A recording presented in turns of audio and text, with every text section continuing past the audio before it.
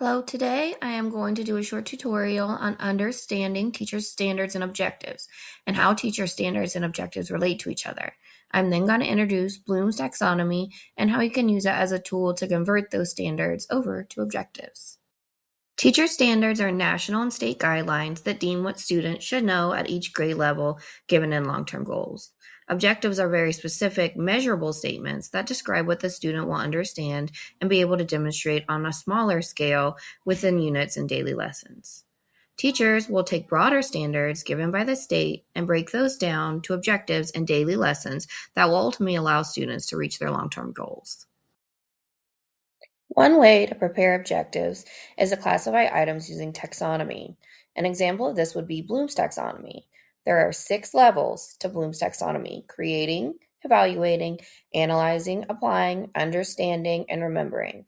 The higher on the pyramid, the higher the level of thinking. To create an objective, first pick a goal.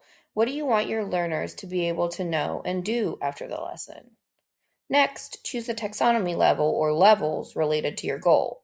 One way to do this is to find a verb that describes your goal. If you need help finding a verb, you can also look at your teacher's standards for help choosing one. Verbs in your objective correlate back to a level or multiple levels of the Bloom's pyramid. Finally, add any measurable criteria along with your verb and level or levels of Bloom's taxonomy and create your final objective. A good second grade example for an objective would be students will be able to identify and label 7 major parts of the human body in a diagram.